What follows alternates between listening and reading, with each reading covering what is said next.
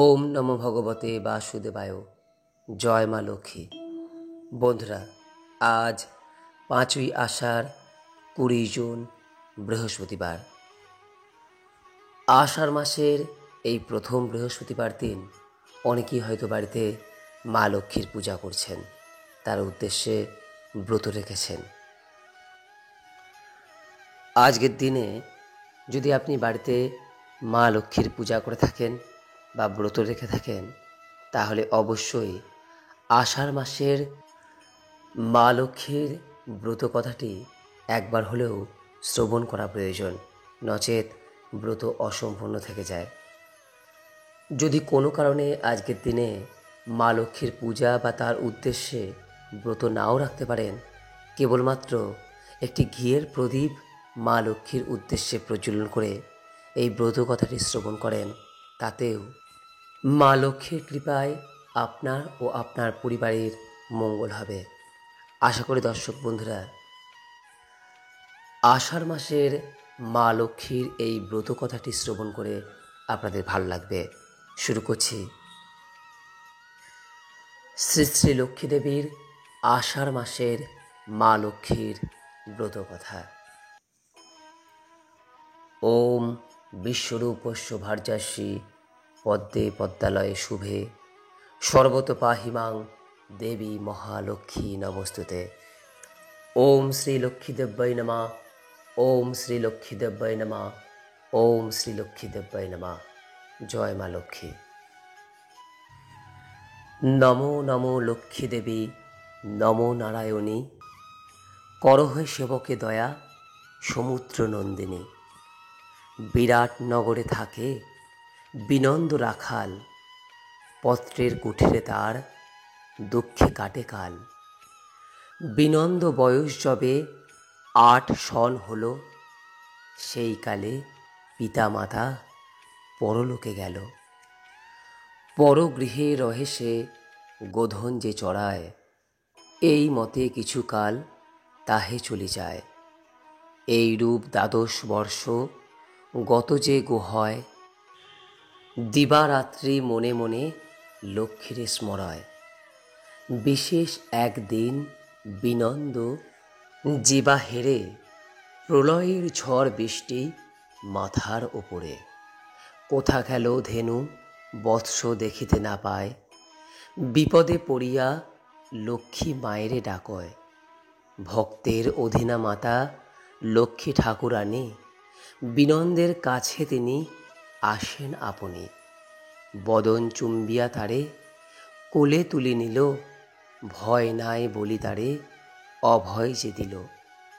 চিরকাল দুঃখ পেলে চড়ায়ে গোধন, এখন আমার বাক্য করহ শ্রবণ। চাকুরি করিলে কভু দুঃখ নাহি যায়, কৃষিকর্ম কর বৎস আমার কথায়। বিনন্দ রাখাল বলে, ওগো লক্ষ্মী মাতা, অসাধ্য চাষের কাজ অসম্ভব কথা। কোথা পাবো বীজ ধান্য, কোথা পাবো গরু, আমার পক্ষতে চাষ অতীব যে গুরু।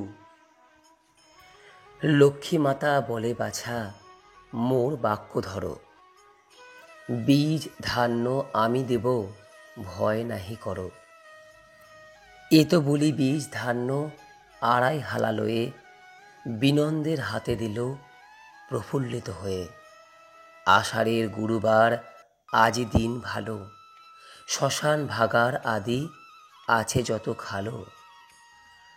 একে একে বুনে এসো এই বীজ ধান, লক্ষ্মীর কৃপায় দেখো অপূর্ব বিধান।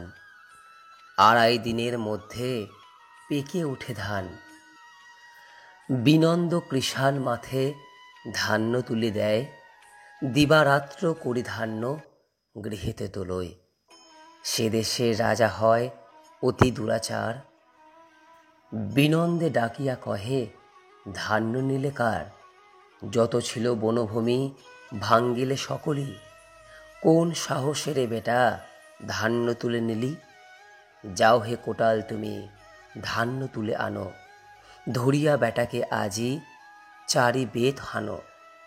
52 বটি পাকা ধান্য, 20 খামার, লুটিয়া লইল সব রাজার সরকার। পথে আসি বিনন্দ, কাতরে মাকে ডাকে, ভক্তের অধীনা লক্ষ্মী আসি বলে তাকে। তব ধান্য নীল রাজা মদমত্ত হইয়া, দহিতা করিবে দান গলে বস্ত্র দিয়া। এত কহি মা লক্ষ্মী রাজার যত ধন, ছলেতে হরিলা তার শোন বিবরণ। ধনধান্য আদি করি সকলই হরিল, হাহাকার করি রাজা ভূমিতে পড়িল। সেই কালে মহারাজ তন্দ্রা ঘরে দেখে, বলিতেছে মা লক্ষ্মী যেমন তাহাকে। শুনো শুনো মহারাজ কি কর্ম করেছ, বর পুত্র বিনন্দের ধান্য কাড়ি নিছ। ক্ষমিতে পারি যে আমি তোমারে এখন, তব কন্যা বর পুত্রে কর সমর্পণ। এ তো বলি লক্ষ্মী মাতা হইলা অন্তর্ধান, শিহরে উঠিয়া রাজা চারিধারে চান।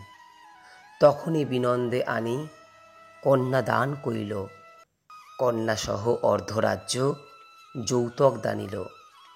কিছুকাল পরে রাজা স্বর্গধামে গেলা, সে দেশের মহারাজা বিনন্দ হইলা। সুখেতে রাজ্য করে বিনন্দ লক্ষ্মী বরে, প্রতি মাসে লক্ষ্মী পূজা প্রতি গুরুবারে। আষাঢ় মাসের ব্রত হইল এ বিশেষ, হরধ্বনি দাও সবে শুনিতে যে বেশ। লক্ষ্মী দেবীর ব্রত কথা বড়ই সুমধুর, রোগ শোক বিঘ্ন সব যাতে হয় দূর। এই ব্রত যেবা করে, যেবা পাঠ করে, যেবা শুনে কিংবা গ্রন্থ থাকে যার ঘরে, কোনোই অভাব তার না থাকে কখনো, শান্তিপূর্ণ থাকে সদা তাহার ভবন। অপুত্রর পুত্র হয় নির্ধনের ধন, ইহলোকে সুখী অন্তে বৈকুণ্ঠে গমন। এই ব্রত করিতে যেবা দেয় উপদেশ, লক্ষ্মী দেবী তার প্রতি তুষ্ট সবিশেষ। এই ব্রত দেখিয়া যেবা করে উপহাস, লক্ষ্মীর কোপেতে হয় তার সর্বনাশ। লক্ষ্মী দেবীর ব্রত কথা হলো সমাপন, হলুধ্বনি দাও সবে যত ব্রতিগণ।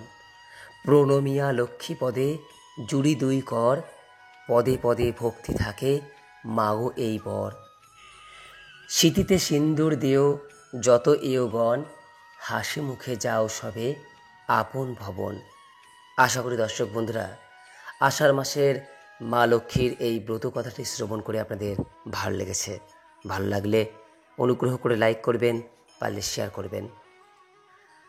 সকলেই ভালো থাকুন, সুস্থ থাকুন। মা লক্ষ্মীর কৃপায় আপনার সমস্ত সমস্যা দূর হোক এই কামনা রেখে আজকের মতো ভিডিওটি এখানে শেষ করলাম। নমস্কার, ধন্যবাদ। ঈশ্বর আপনার মঙ্গল করুক। জয় মা লক্ষ্মী।